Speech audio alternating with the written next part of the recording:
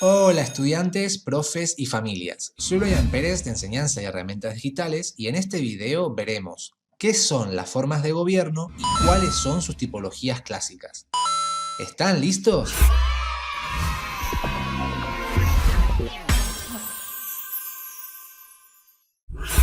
Las formas de gobierno son ideas, modelos o sistemas de cómo gobernar un Estado.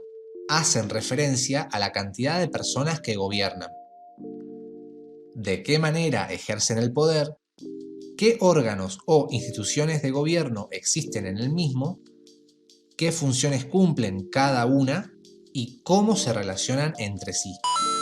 Ahora veremos las tipologías clásicas.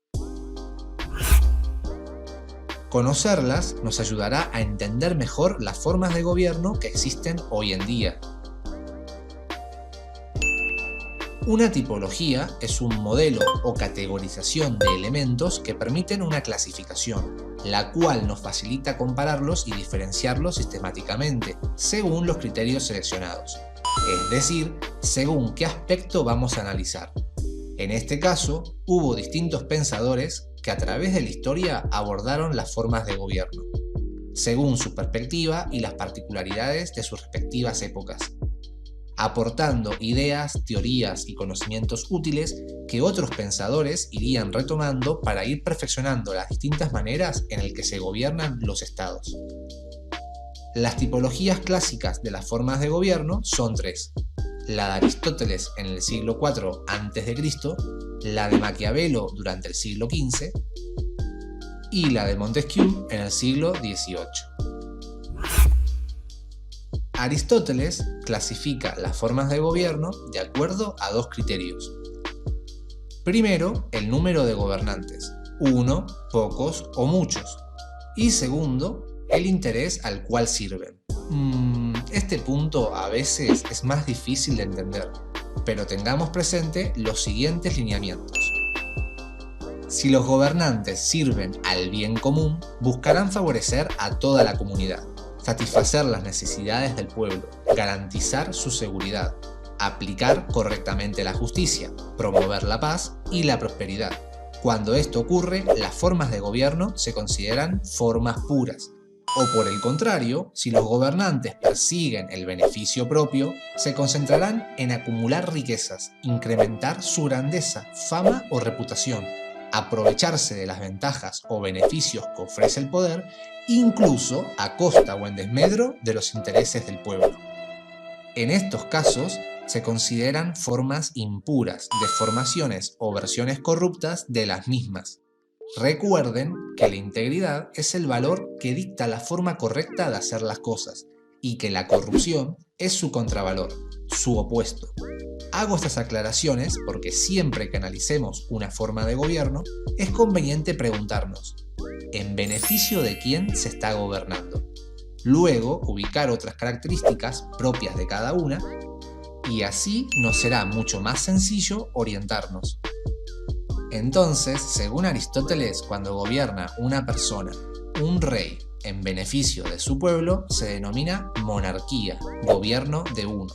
Mientras que si ese rey persigue intereses propios, descuidando a su pueblo, se convierte en un tirano, y su forma de gobierno será una tiranía. ¡Uy, qué mal! Cuando se reúne a pocas personas excepcionalmente formadas y capacitadas en ciertos temas, expertos o también llamados la élite, para que tomen las decisiones más convenientes en beneficio del pueblo, se trata de una aristocracia, gobierno de los mejores. Sin embargo, si este grupo toma decisiones pensando únicamente en su propio beneficio, nos encontramos con una oligarquía, gobierno de pocos. Por último, cuando muchas personas participan y se involucran responsablemente en la toma de decisiones que favorezcan a las mayorías, pero sin descuidar los intereses y derechos de las minorías, la forma de gobierno será una democracia, gobierno del pueblo, que, para que funcione correctamente, requiere de una población educada, tanto en conocimientos científicos como en valores y ciudadanía. Además, necesita de una memoria política y mucha experiencia. Por eso, a veces sucede, sobre todo en los países del tercer mundo, que los ciudadanos no desean, no se comprometen o no pueden participar en la democracia. Con la falta de interés o capacidad del pueblo en el control de los asuntos públicos y funcionamiento de las instituciones democráticas, las mismas comienzan a operar con ciertas fallas, permitiendo que ocurra una demagogia, conducir al pueblo, donde la clase política logrará manipularlo o engañarlo fácilmente con promesas falsas. En el siglo XV, Maquiavelo reduce las formas de gobierno a dos, según quien detenta el poder. La que él llama principado, que sería una monarquía, en la cual el poder está concentrado en una sola persona. Y república, la cosa pública, lo que nos incumbe a todos, en la cual el poder puede estar distribuido en un grupo de personas, república aristocrática, o en la comunidad toda, república democrática. Para Maquiavelo, no importa si en una república participan pocos o muchos. Lo importante es que en ambos casos las decisiones se tomen en asamblea, respetando los intereses y la voluntad de los participantes, a través de la regla de la mayoría, lo cual diferencia a ambas de la monarquía. Pasados 3 siglos y muchos monarcas que ejercieron el poder absoluto sin límite alguno, perjudicando y oprimiendo a su pueblo, Eso es lo más malvado que podría imaginar. Montesquieu se preocupó en limitar y controlar el poder de los gobernantes, regresando a una tipología de 3, basada fundamentalmente en la distinción entre los gobiernos con respeto a las leyes, la monarquía y la república, frente a gobiernos sin ley ni freno, reflejado en las monarquías absolutistas. Esta tipología combinó la distinción de Maquiavelo, monarquía o república, con la distinción valorativa de Aristóteles, formas puras o formas corruptas. Además, para evitar el despotismo, pensó que era necesario que el poder debiera controlar al poder, y para que el mismo no se corrompiera, no debía concentrarse.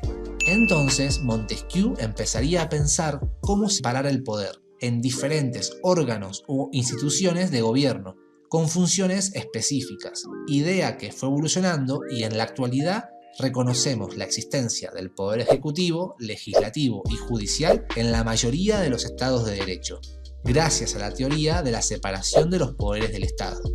Supremo. Espero que esta información te sea útil. En próximos videos seguiremos desarrollando estos temas. Si querés apoyarnos para poder seguir creando contenidos como este, suscríbete al canal, dale un me gusta al video, coméntalo y compártelo para que llegue a más gente. ¡Hasta la próxima!